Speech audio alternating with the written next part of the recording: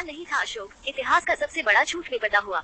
अशोक महान, जिसे दुनिया के सबसे महान राजाओं में गिना जाता है, एक योद्धा जो कलिंग में खून देखकर बदल गया, शांति की बात करने लगा और जगह जगह स्तंभ गड़वा दिए जिन पर लिखा था कि कैसे प्रजा को खुश रखना चाहिए। पर ऐसे स्तंभ कलिंग में नहीं है। क्यों? वहाँ तो सबसे पहले होने चाहिए थे। फिर उससे पहले वो कलिंग में गया ही क्यों था? क्या आपने 99 भाइयों को मारते वक्त खून नहीं देखा था? फिर अशोक के शांति प्रस्ताव के बाद हर राजा ने उसके सामने समर्पण क्यों कर दिया और अशोक के मरते ही उसका सारा साम्राज्य छिन्न भिन्न क्यों हो गया? जिन स्तंभों और लिखी हुई चीजों से अशोक की महानता रची गई, उन्हीं चीजों से अशोक की नई व्याख्या हुई है।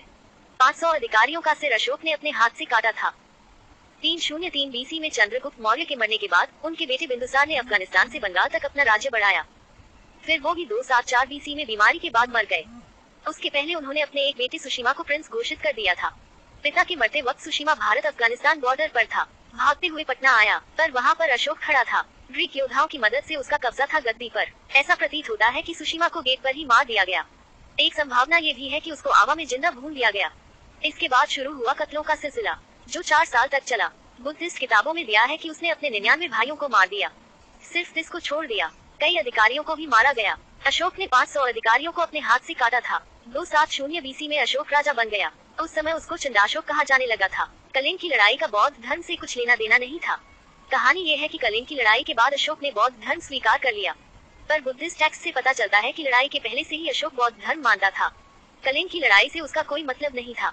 यहाँ तक कि अशोक के गुणगान करने वाले लेखक चार्ल्स अलन भी इस बात को मानते हैं। धर्म को लेकर राजा अलग अलग काम करते रहते थे। चंद्रगुप्त मौर्य का थोड़ा बहुत रुझान जैन धर्म की तरफ था। बिंदुसार ने एक सेक्ट आजीविका को थोड़ा बहुत संभाला था, पर इसमें आश्चर्य की कोई बात नहीं है। थाईलैंड में हिंदू देवता ब्रह्मा की मूर्तियां हैं। थाईलैंड के राजा का राज्याभिषेक अभी भी ब्राह्मण पुजारी ही करते हैं। कलिंग को लेकर दुविधा है। नंद वंश ने पहले ही इसको जीत लिया था। कलिंग की हैसियत ज्यादा थी नहीं। फिर अशोक गया क्यों? कटक से थोड़ी दूर पर राधानगर है। आर्कियोलॉजिस्ट देवराज प्रधान के मुताबिक इसी जगह पर अशोक के अफसरों ने लड़ाई का प्लान किया था और भुवनेश्वर के नजदीक धौली में लड़ाई हुई। अशोक के अपने स्तंभों के मुताबिक 1 लाख लोग मरे थे, 1.5 लाख कैदी बने थे। पर धौली में जो स्तंभ अशोक ने गड़वाया है, उसमें कहीं भी किसी तरह के दुख या अफसोस का जिक्र नहीं है। यहाँ तक कि वहाँ से 1000 किलोमीटर दूर गड़े स्तंभों पर भी हिंसक भाषा में ही संदेश है। देवानाम प्रिय अशोक अपने पछतावे के बावजूद ताकत रखता है कि जो लोग अपने अपराधों के लिए शर्मिंदा नहीं है, उनको मार दे। काफी संभावना है कि अशोक ने ऐसे स्तंभों का इस्तेमाल पॉलिटिकल प्रभाव के लिए किया था। पेंटिंग के लिए एक जैन को परिवार समेत जिंदा जला दिया गया।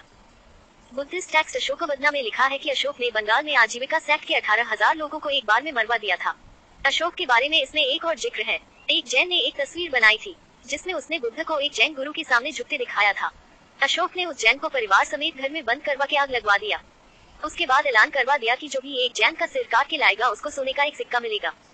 ये सिलसिला तब खत्म हुआ जब एक हत्यारे ने एक बौद्ध भिक्षु को मार दिया, जो कि अशोक का बचा हुआ भाई तिस था। अशोक की ये सारी कहानियाँ ठीक कार्टून बनाने वाली घटनाओं के जैसी हैं। अशोक की महानता की कहानियाँ काफी नई हैं। ऐसा मानते हैं कि भारतीय स्वतंत्रता संग्राम के दौरान इस चीज को हाईलाइट किया गया था। फिर बाद में जवाहरलाल नेहरू की सोशलिस्ट पॉलिसी को बढ़ावा देने के लिए अशोक को और महान बताया गया।